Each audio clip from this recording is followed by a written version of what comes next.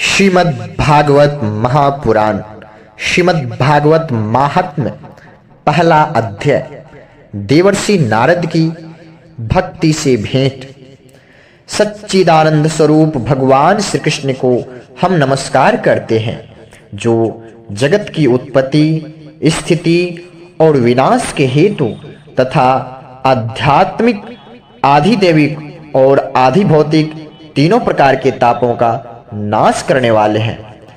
जिस समय श्री सुखदेव जी का यज्ञोपवीत संस्कार भी नहीं हुआ था तथा लौकिक वैदिक कर्मों के अनुष्ठान का अवसर भी नहीं आया था, तभी उन्हें अकेले ही संन्यास लेने के लिए घर से जाते देखकर उनके पिता व्यास जी विरह से कातर होकर पुकारने लगे, बेटा बेटा बेटा, तुम कहाँ जा रहे हो? उस समय वृक्षों ने तन्मय होने के कारण श्री सुखदेव जी की ओर से उत्तर दिया था। ऐसे सर्वभूत हृदय स्वरूप श्री सुखदेव मुनि को मैं नमस्कार करता हूं। एक बार भगवत कथा अमृत का रसास्वादन करने में कुशल मुनिवर सौनक जी ने नैमिषारण्य क्षेत्र में विराजमान महामती सूत जी को नमस्कार करके उनसे पूछा। सौनक जी ने पूछा, हे सूत जी, आपका ज्ञान अज्ञानांधकार को नष्ट करने के लिए करोड़ों सूर्य के समान है। आप हमारे कानों के लिए रसायन अमृत स्वरूप सार गर्भित कथा कीजिए।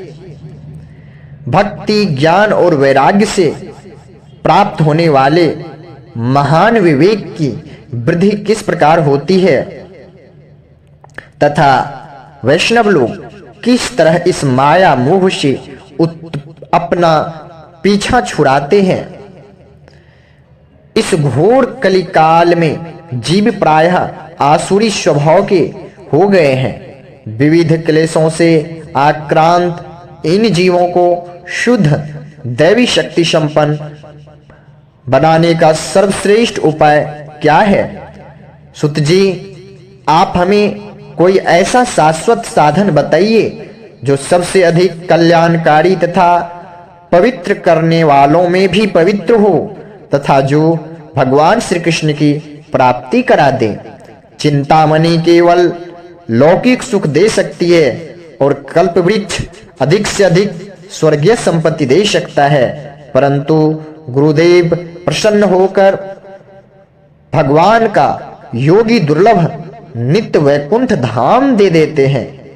सूत जी ने कहा, शौनक जी, तुम्हारे हृदय में भगवान का प्रेम है, इसलिए मैं विचार कर तुम्हें संपूर्ण सिद्धांतों का निष्कर्ष सुनाता हूं, जो जन्म मृत्यु के भय का नाश कर देता है, जो भक्ति के प्रवाह को बढ़ाता है और भगवान श्री कृष्ण की प्रसन्नता का प्रधान कारण है।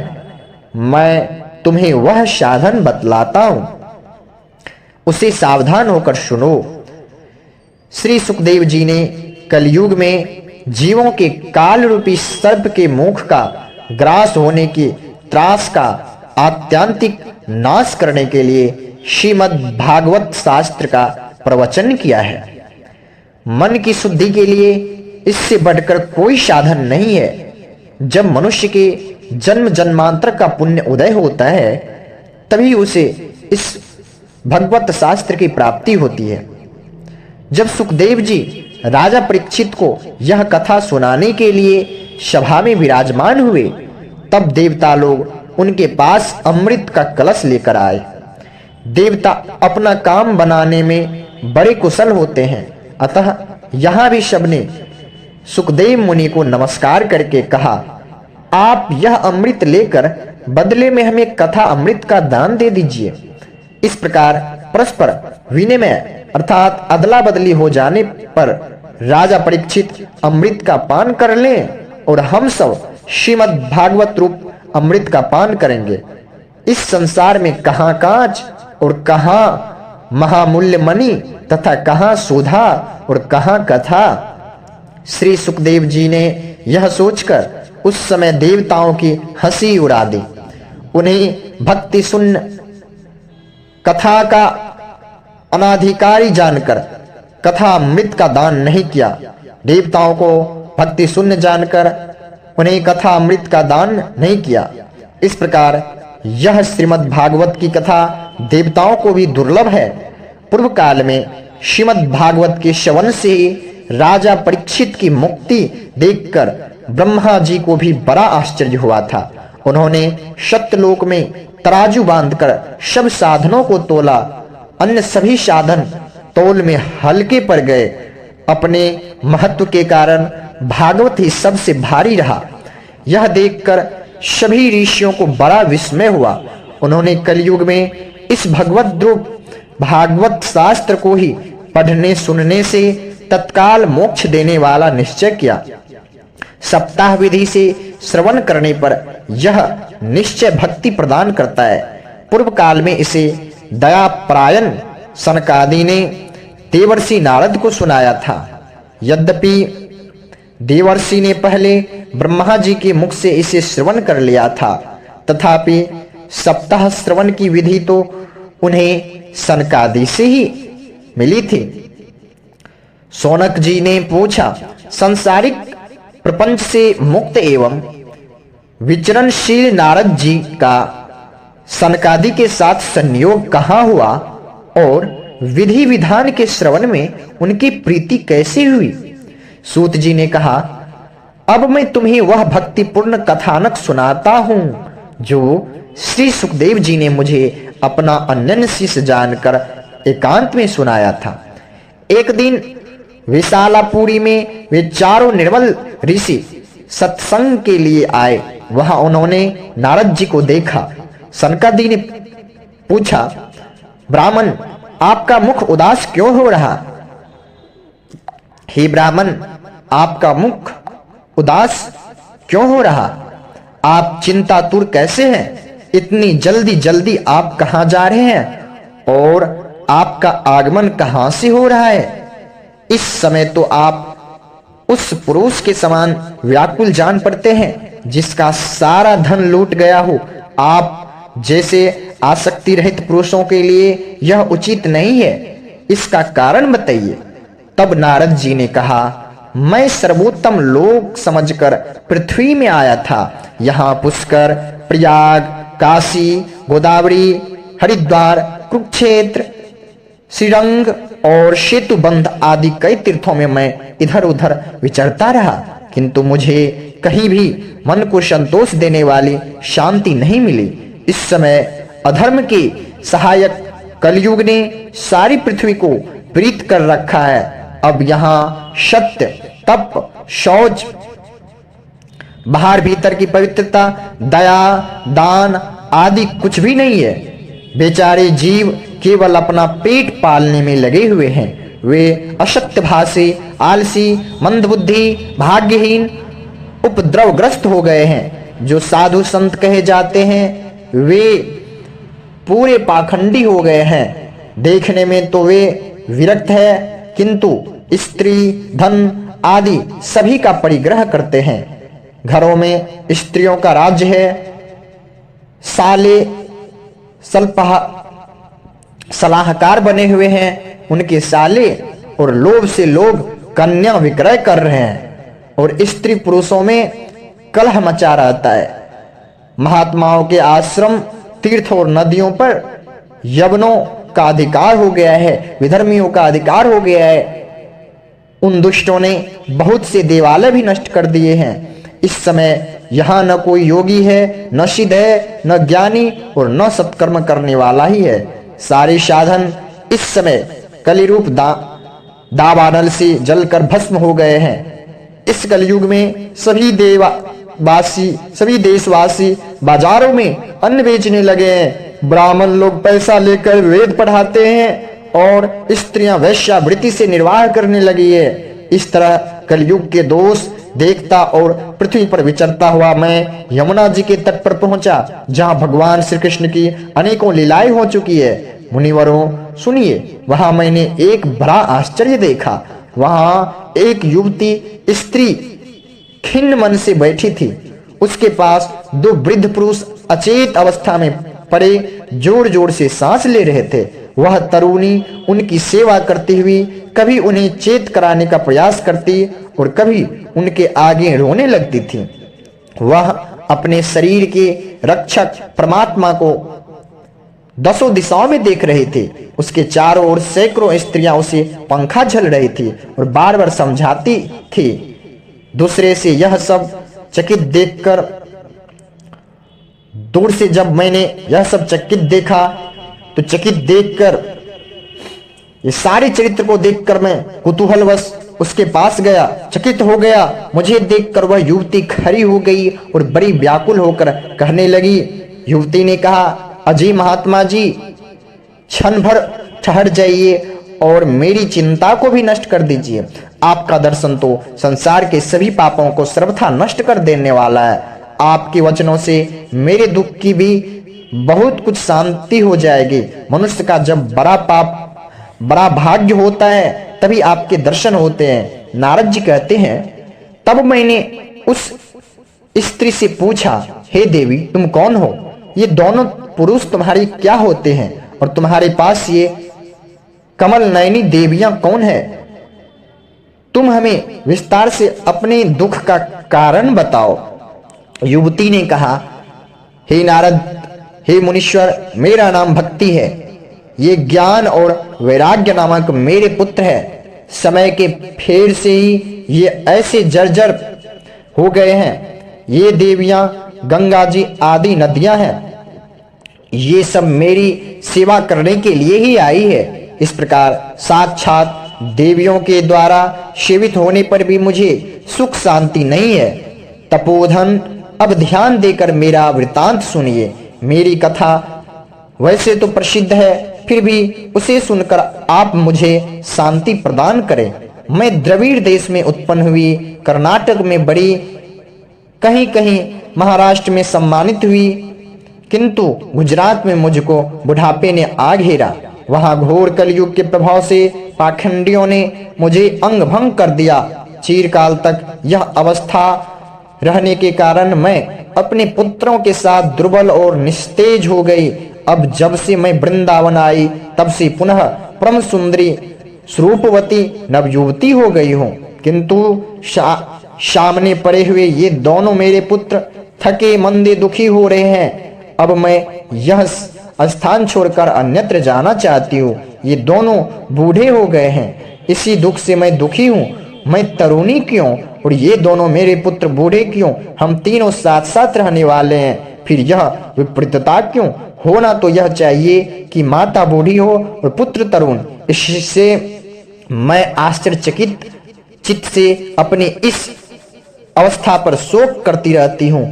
आप परम बुद्धिमान एवं योग निधि है, इसका क्या कारण हो सकता है, बताइए। नारद जी ने कहा, साध्वी, मैं अपने हृदय में ज्ञान दृष्टि से तुम्हारे संपूर्ण दुख का कारण देखता हूँ।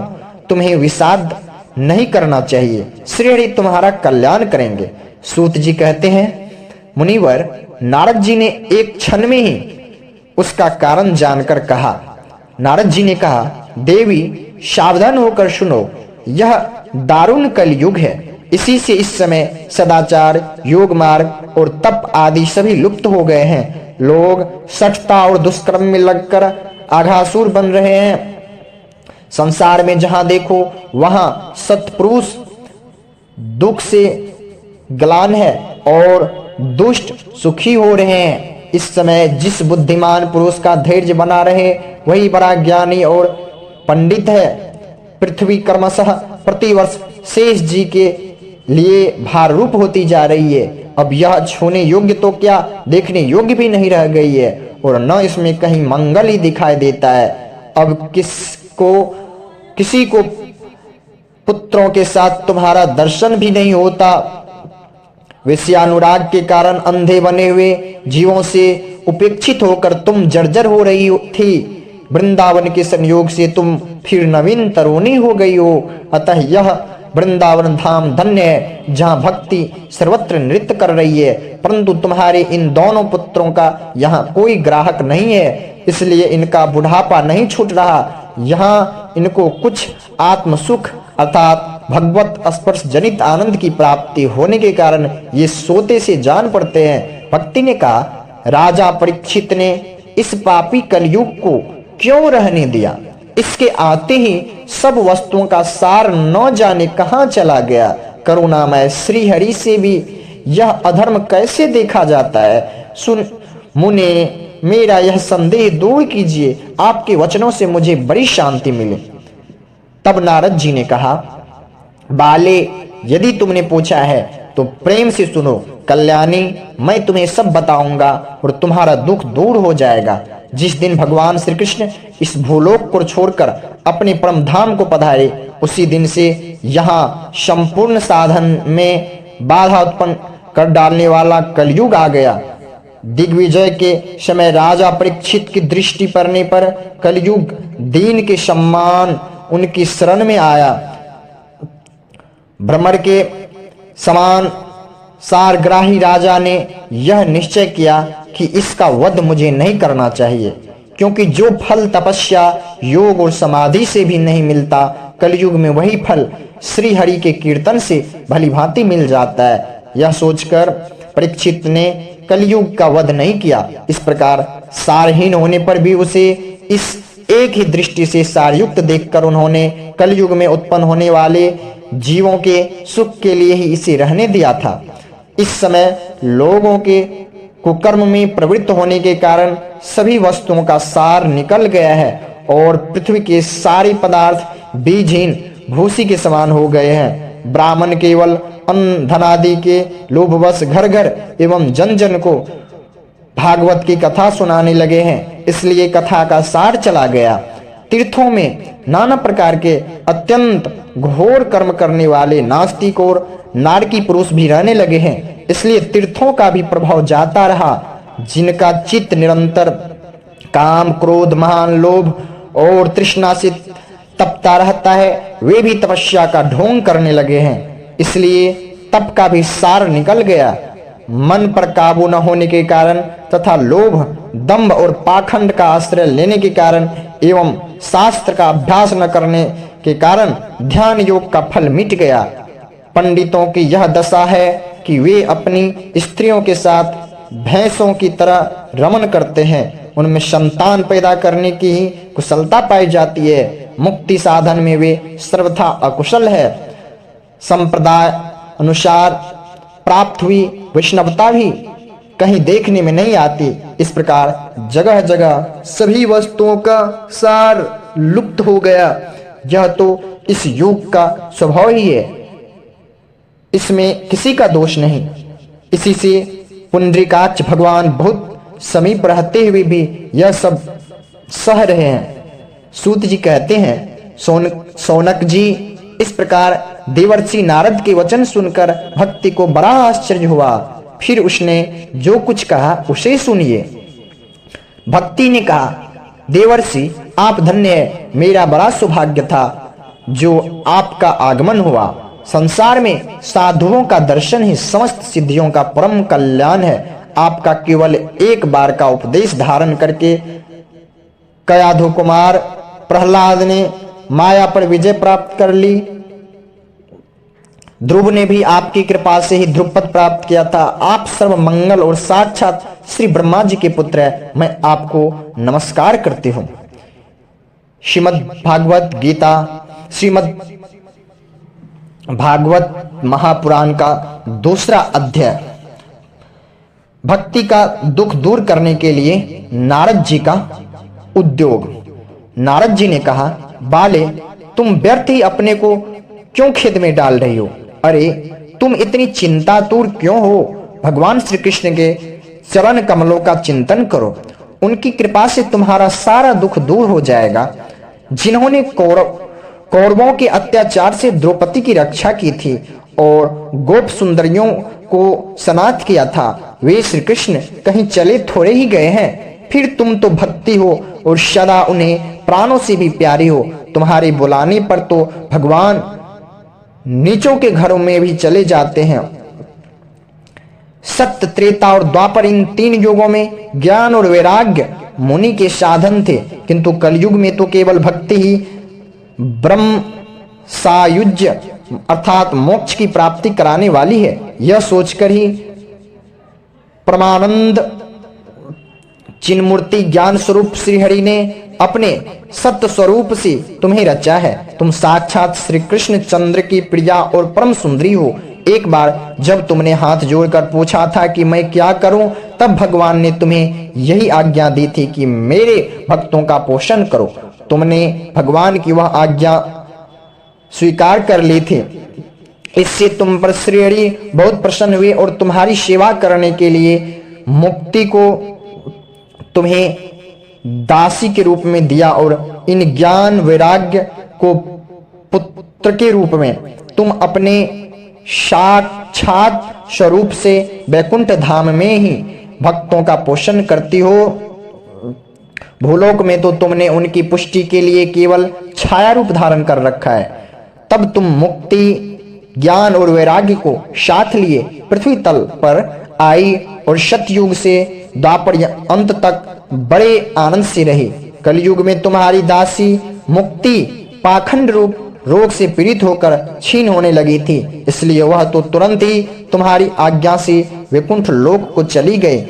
इस लोक में भी तुम्हारे स्मरण करने से ही वह आती है और फिर चली जाती है, किंतु इन ज्ञान वैराग्य को तुमने पुत्र मानकर अपने ही पास रख छोड़ा। फिर भी कलयुग में इनकी उपेक्षा होने के कारण तुम्हारे ये पुत्र उत्साहहीन और वृद्ध हो गए हैं। फिर भी तुम चिंता न करो, मैं इनके नवजीवन का उपाय सोचता हूँ। सुमुखी, कली के समान कोई भी युग नहीं है। इस युग में मैं तुम्हें घर घर में प्रत्येक पुरुष के हृदय में स्थापित कर दूंगा। देखो, अन्य सब धर्मों को दबाकर और भक्ति विषयक महत्वों को आगे रखकर यदि मैंने लोक में तुम्हारा प्रचार न किया तो मैं श्री हरि का दास नहीं।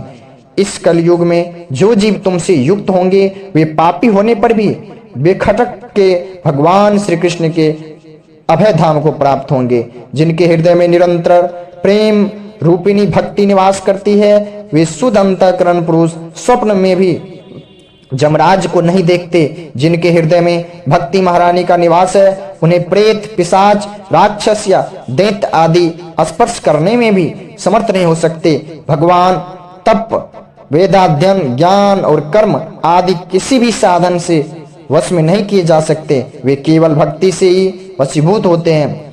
इसमें श्री गोपी जन प्रमाण है। मनुष्यों का सहस्रों जन्म के पुण्य प्रताप से भक्ति में अनुराग होता है। कलयुग में केवल भक्ति ही सार है। भक्ति से तो साक्षात श्री कृष्ण चंद्र सामने उपस्थित हो जाते हैं। जो लोग भक्ति से द्रोह करते हैं वे तीनों लोकों में दुख ही दुख पाते हैं। पूर्व काल में भक्त का तिरस्कार करने वाले दुर्वासा ऋषि को बड़ा कष्ट उठाना पड़ा था। बस व्रत, तीर्थ, योग, यज्ञ और ज्ञान चर्चा आदि बहुत से साधनों की कोई आवश्यकता नहीं है। एकमात्र भक्ति ही मुक्ति देने वाली है।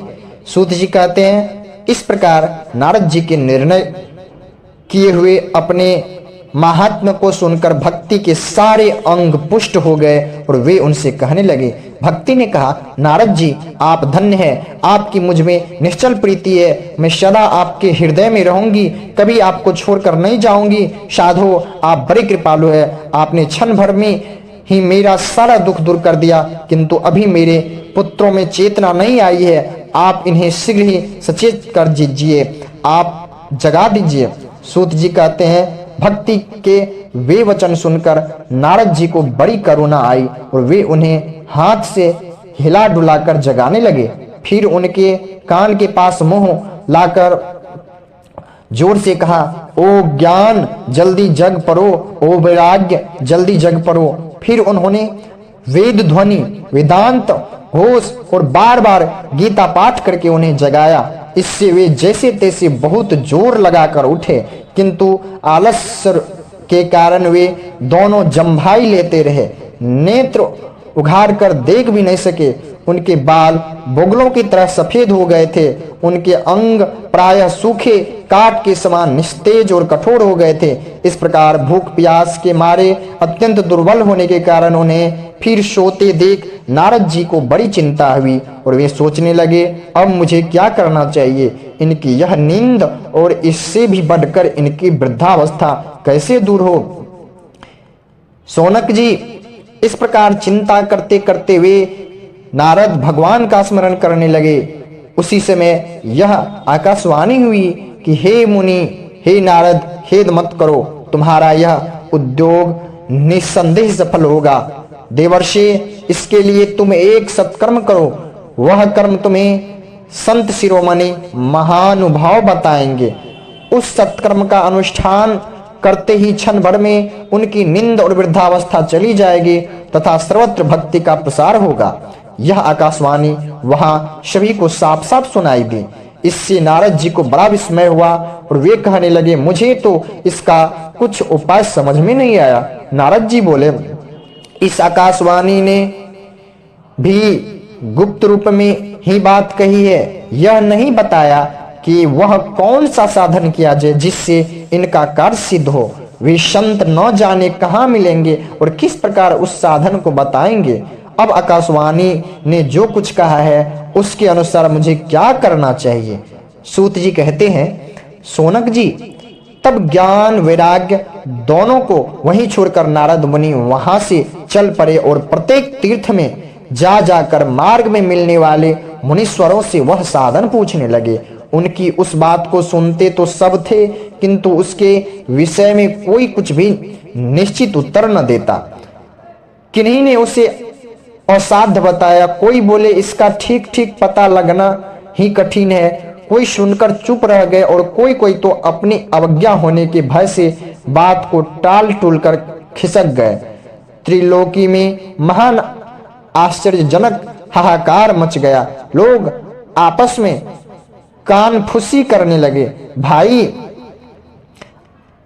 जब वेद ध्वनि, वेदांत घोष और बार बार गीता पाठ सुनाने पर भी भक्ति, ज्ञान और वैराग्य ये तीनों नहीं जगाए जा सके, तब और कोई उपाय नहीं है। स्वयं योगीराज नारद को भी जिसका ज्ञान नहीं है उसे दूसरे संसारी लोग कैसे बता सकते हैं। इस प्रकार जिन जिन ऋषियों से इसके विषय में पूछा गया, उन्होंने निर्णय करके यही कहा कि यह बात दुस्साध्य ही है। तब नारद जी बहुत चिंतातुर हुए और बद्रीवन में आए। ज्ञान वैराग्य को जगाने के लिए वहां उन्होंने यह निश्चय किया कि मैं तप करूंगा। इसी समय उन्हें अपने सामने करोड़ों सूर्यों के समान तेजस्वी सनकादि मुनीश्वर दिखाई दिए। उन्हें देखकर वे मुनिश्रेष्ठ कहने लगे। नारद जी ने कहा, हे महात्माओं, इस समय बड़े भाग्य से मेरा आप लोगों के साथ समागम हुआ है। आप मुझ पर कृपा करके शीघ्र ही यह साधन बताइए। आप सभी लोग बड़े योगी, बुद्धिमान और विद्वान हैं। आप देखने में 5-5 वर्ष के बालक से जान पड़ते हैं, किंतु है पूर्वजों के भी पूर्वज। आप लोग सदा वैकुंठ धाम में निवास करते हैं, निरंतर हरि कीर्तन में तत्पर रहते हैं, भगवत लीला अमृत का रसास्वादन कर सदा उसी में जीवन का आधार है, उसी में उन्मत्त रहते हैं। एकमात्र भगवत कथा ही आपके जीवन का आधार है। हरि शरणम अर्थात भगवान ही हमारे रक्षक है, यह वाक्य सर्वदा आपके मुख में रहता है। इसी से काल प्रेरित वृद्धावस्था भी आपको बाधा नहीं पहुंचाती। पूर्व काल में आपकी भ्रूभंग मात्र से भगवान विष्णु के द्वारपाल जय और विजय तुरंत पृथ्वी पर गिर गए थे और फिर आपकी ही कृपा से पुनः वैकुंठ लोक पहुंच गए। धन्य है, इस समय आपका दर्शन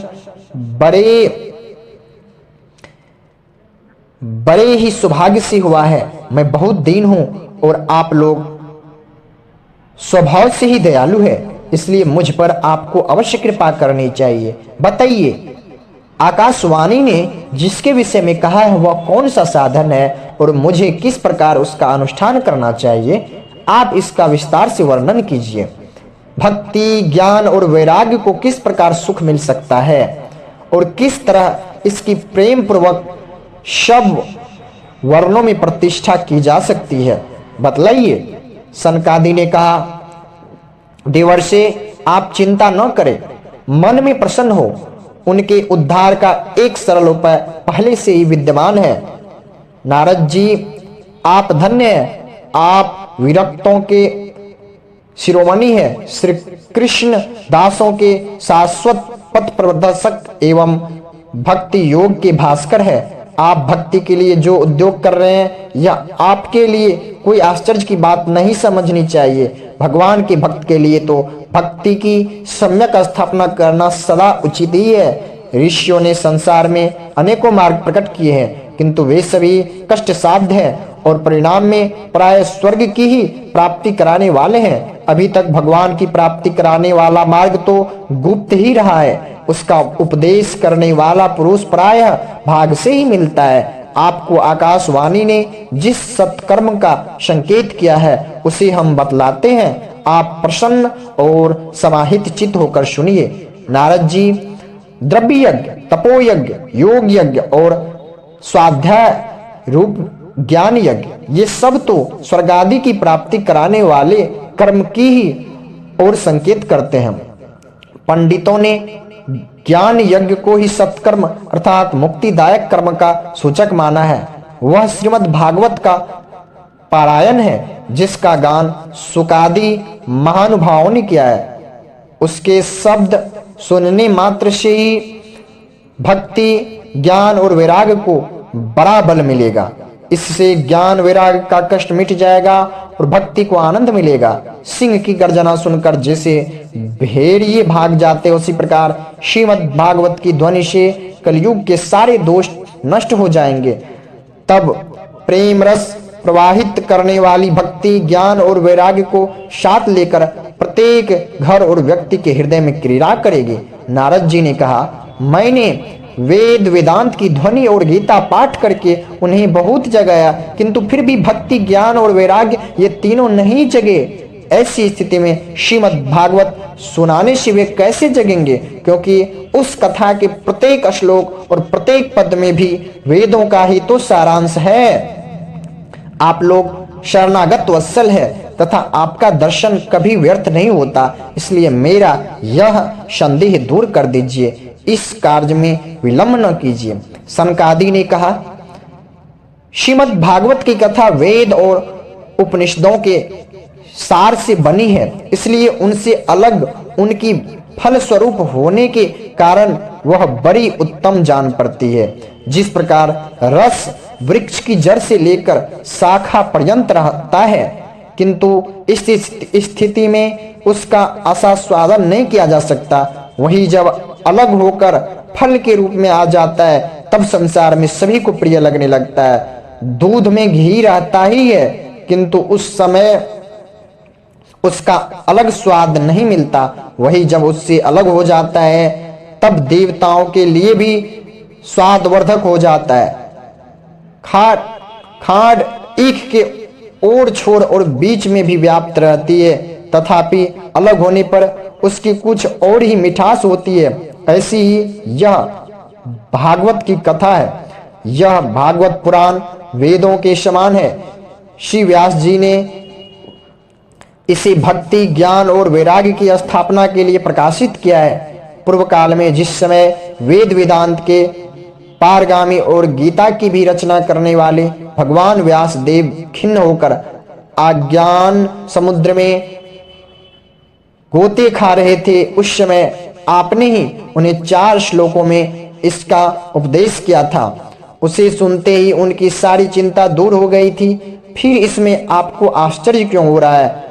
जो आप हमसे प्रश्न कर रहे हैं, आपको उन्हें शोक और दुख का विनाश करने वाला श्रीमद् भागवत पुराण ही सुनाना चाहिए।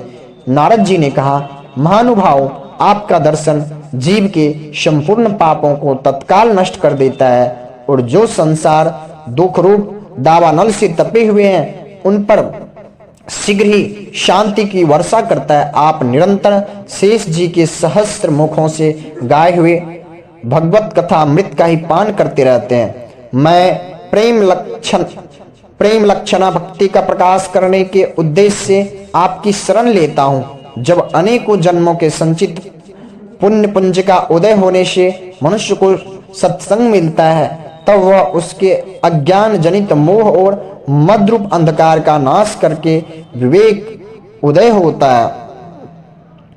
तीसरा अध्याय, भक्ति के कष्ट की निवृत्ति। नारद जी कहते हैं, अब मैं भक्ति, ज्ञान और वैराग्य को स्थापित करने के लिए प्रयत्न पूर्वक श्री सुखदेव जी के कहे हुए भगवत शास्त्र की कथा द्वारा उज्जवल ज्ञान यज्ञ करूंगा। यह यज्ञ मुझे कहाँ करना चाहिए? आप इसके लिए कोई स्थान बता दीजिए। आप लोग वेद के पारगामी है, इसलिए मुझे इस सुख शास्त्र की महिमा सुनाइए। यह भी बताइए कि श्रीमद् भागवत कथा कितने दिनों में सुनाई जानी चाहिए और उसके सुनने की विधि क्या है? सनकादि बोले, नारद जी आप बड़े विनीत और विवेकी है, सुनिए हम आपको ये सब बातें बताते हैं। हरिद्वार के पास आनंद नाम का एक घाट है, वहां अनेकों ऋषि रहते हैं तथा देवता और सिद्ध लोग भी उसका सेवन करते रहते हैं। भांति भांति के वृक्ष और लताओं के कारण वह बड़ा सघन है और वहां बड़ी कोमल नवीन बालू बिछी हुई है। वह घाट बड़ा ही सुरम्य और एकांत प्रदेश में है। वहां हर समय सुनहले कमलों की सुगंध आया करती है। उसके आसपास रहने वाले सिंह, हाथी आदि परस्पर विरोधी जीवों के चित्त में भी वैराग्य नहीं है। वहां आप बिना किसी विशेष प्रयत्न के ही ज्ञान यज्ञ आरंभ कर दीजिए। उस स्थान पर कथा में अपूर्व रस का उदय होगा।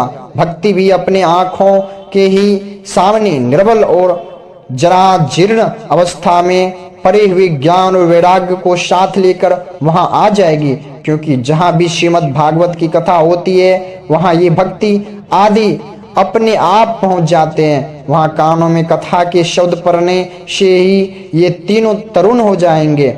सूत जी कहते हैं, इस प्रकार कहकर नारद जी के साथ सनकादि भी श्रीमद् भागवत कथा अमृत का पान करने के लिए वहां से तुरंत गंगा तट पर चले गए। जिस समय वे तट पर पहुंचे, भूलोक, देवलोक और ब्रह्मलोक सभी जगह इस कथा का हल्ला हो गया। जो भागवत कथा के रसिक विष्णु भक्त थे, वे सभी श्रीमद् भागवत कथा अमृत का पान करने के लिए सबसे आगे दौड़ दौड़ कर आने लगे। भृगु, वशिष्ठ, च्यवन, गौतम, मेधातिथि, देवल, देवरात, परशुराम, विश्वामित्र, साकल, मार्कंडेय, दत्तात्रेय, पिल्लाद, योगेश्वर, व्यास और पराशर, छायासुक, जलाली और जलडू आदि सभी प्रधान मुनिगण अपने अपने पुत्र, शिष्य और स्त्रियों समेत बड़े प्रेम से वहां आए। इनके सिवा वेद, वेदांत, उपनिषद, मंत्र, तंत्र, 17 पुराण और 6 शास्त्र भी मूर्तिमान होकर वहां उपस्थित हुए। गंगा आदि नदियां, पुष्कर आदि सरोवर, कुरुक्षेत्र आदि समस्त क्षेत्र, सारी दिशाएं, दंडक आदि वन, हिमालय आदि पर्वत तथा देव, गंधर्व और दानव आदि सभी कथा सुनने चले आए। जो लोग अपने गौरव के कारण नहीं आए, महर्षि भृगु ने समझा बुझा कर ले आए। तब कथा सुनाने के लिए दीक्षित होकर श्री कृष्ण परायण सनकादि नारद जी के दिए हुए श्रेष्ठ आसन पर विराजमान हुए। उस समय सभी श्रोताओं ने उनकी वंदना की। श्रोताओं में वैष्णव, विरक्त, सन्यासी और ब्रह्मचारी लोग आगे बैठे और उन सब के आगे नारद जी विराजमान हुए। एक और ऋषिगण, एक और देवता, एक और वेद और उपनिषद इत्यादि तथा एक और तीर्थ बैठे और दूसरी ओर स्त्रियां बैठी। उस समय सब और जब जय जयकार, नमस्कार और शंखों का शब्द होने लगा और अबीर, गुलाल, खील और फूलों की खूब वर्षा होने लगी।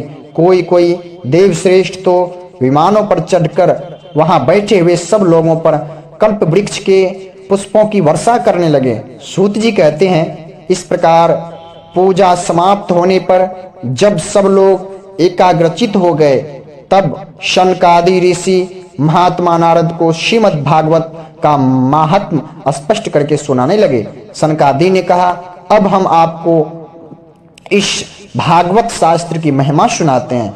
इसके श्रवण मात्र से मुक्ति हाथ लग जाती है। श्रीमद् भागवत की कथा का सदा सर्वदा सेवन आस्वादन करना चाहिए। इसके श्रवण मात्र से श्री हरि हृदय में आ विराजते हैं। इस ग्रंथ में 18,000 श्लोक और 12 स्कंध है तथा सुखदेव और राजा परीक्षित का संवाद है। आप यह भागवत शास्त्र ध्यान देकर सुनिए। यह जीव तभी तक अज्ञानवश इस संसार चक्र में भटकता है जब तक क्षण भर के लिए भी कानों में इस सुख शास्त्र की कथा नहीं पड़ती। बहुत से शास्त्र और पुराण सुनने से क्या लाभ है? इससे तो व्यर्थ का भ्रम बढ़ता है। मुक्ति देने के लिए तो एकमात्र भागवत शास्त्र ही गरज रहा है। जिस घर में नित्य प्रति श्रीमद् भागवत की कथा होती है वहां तीर्थ रूप हो जाता है, वह घर तीर्थ हो जाता है। जो लोग उसमें रहते हैं उनके सारी पाप नष्ट हो जाते हैं। हजारों अश्वमेघ यज्ञ और सैकड़ों वाजपेयी यज्ञ इस सुख शास्त्र की कथा का 16वां अंश भी नहीं हो सकता। तपोधनों, जब तक लोग अच्छी तरह श्रीमद् भागवत का श्रवण नहीं करते तभी तक उनके शरीर में पाप निवास करते हैं। फल की दृष्टि से इस सुख शास्त्र कथा की समता गंगा, गया, काशी, पुष्कर या प्रयाग कोई भी तीर्थ भी नहीं कर सकता। यदि आपको परम गति की इच्छा है तो अपने मुख से ही श्रीमद् भागवत के आधे अथवा चौथाई श्लोक का भी नित्य नियम पूर्वक पाठ कीजिए। ओंकार, गायत्री, पुरुष सूक्त, तीनों वेद, श्रीमद् भागवत, ओम नमो भगवते वासुदेवाय, यह 12 मंत्र 12 मूर्तियों वाले सूर्य भगवान, प्रयाग, संवत्सर रूप, काल, ब्राह्मण, अग्निहोत्र, गो, द्वादशी तिथि, तुलसी, वसंत ऋतु और भगवान पुरुषोत्तम, इन सब में बुद्धिमान लोग वस्तुतः कोई अंतर नहीं मानते। जो पुरुष अहर्निश अर्थ सहित श्रीमद् भागवत शास्त्र का पाठ करता है उसके करोड़ों जन्मों के पाप ताप नष्ट हो जाते हैं। इसमें तनिक भी संदेह नहीं है। जो पुरुष नित्य प्रति भागवत का आधा या चौपाई श्लोक भी पढ़ता है उसे राजसु यज्ञ और अश्वमेघ यज्ञों का फल मिलता है। नित्य भगवान का पाठ करना, भगवान का चिंतन करना, तुलसी को सींचना और गौओं की सेवा करना, ये चारों समान है। जो पुरुष अंत समय में श्रीमद् भागवत का वाक्य सुन लेता है उस पर प्रसन्न होकर भगवान उसे वैकुंठ धाम दे देते हैं। जो पुरुष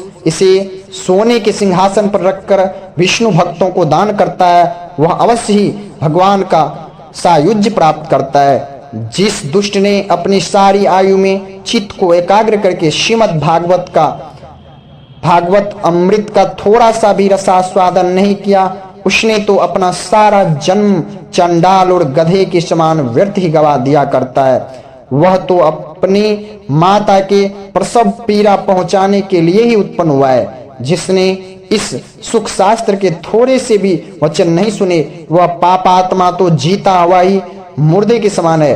पृथ्वी के भार स्वरूप उस पशुतुल्य मनुष्य को धिक्कार है। यूं स्वर्गलोक में देवताओं में प्रधान इंद्रादि कहा करते हैं।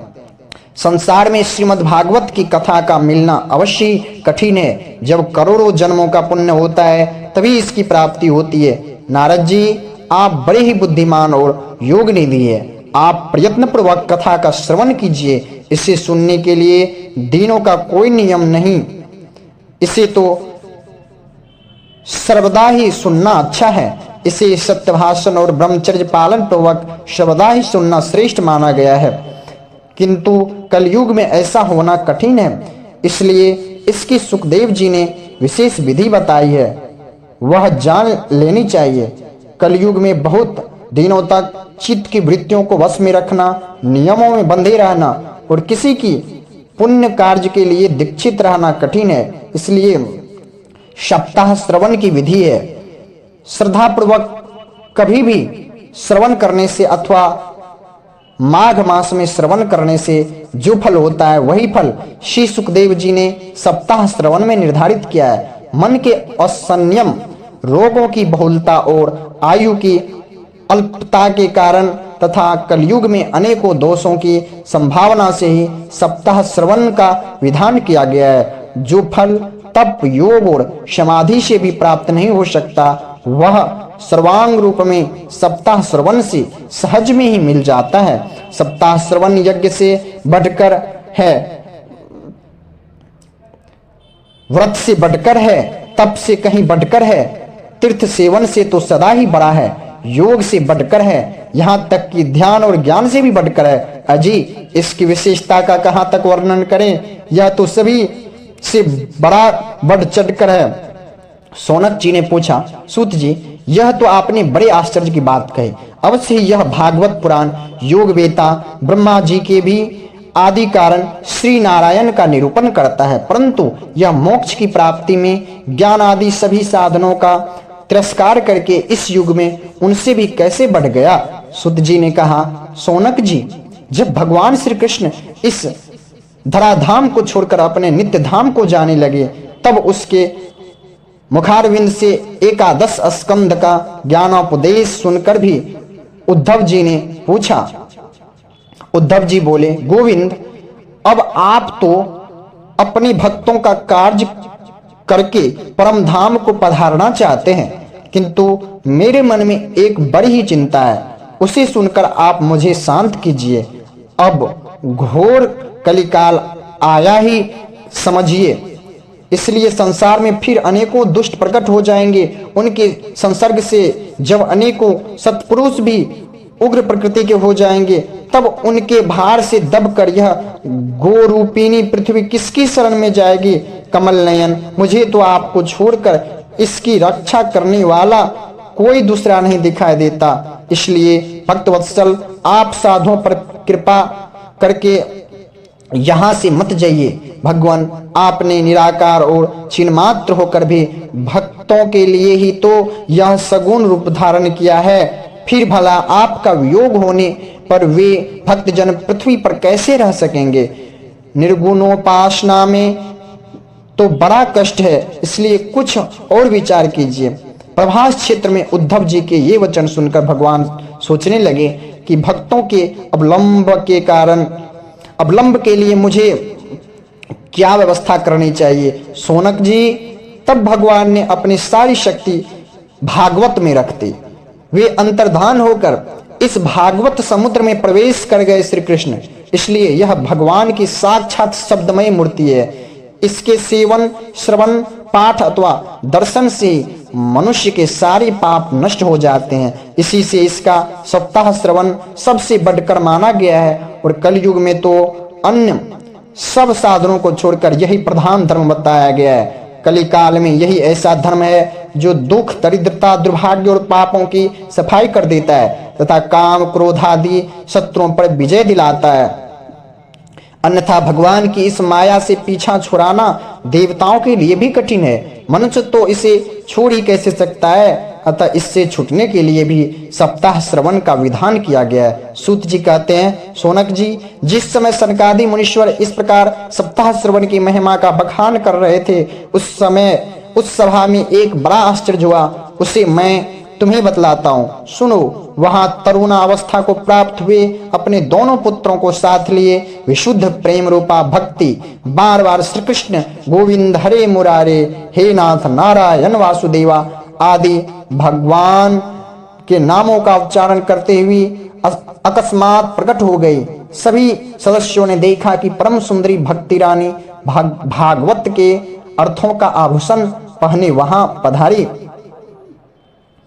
मुनियों की उस सभा में सभी यह तर्क वितर्क करने लगे कि ये यहाँ कैसे आई, कैसे प्रविष्ट हुई।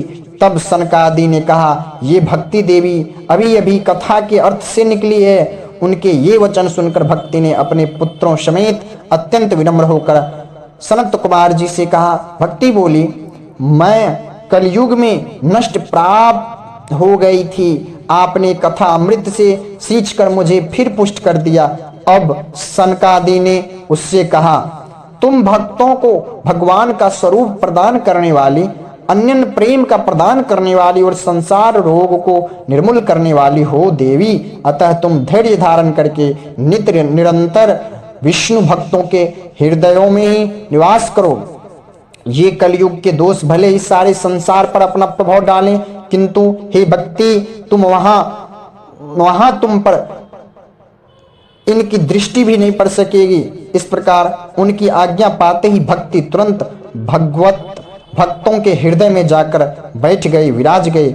जिनके हृदय में एकमात्र श्रीहरि की भक्ति निवास करती है वे त्रिलोकी में अत्यंत निर्धन होने पर भी परम धन्य है, क्योंकि इस भक्ति की डोरी से बंद कर तो साक्षात भगवान भी अपना परम धाम छोड़कर उनके हृदय में आकर बस जाते हैं।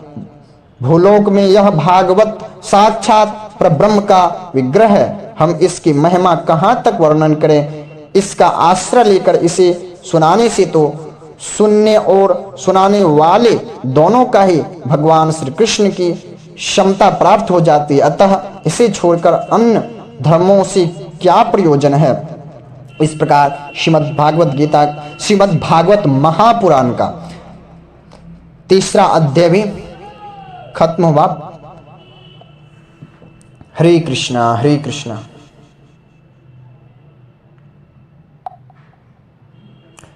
कृष्णा कृष्णा हरे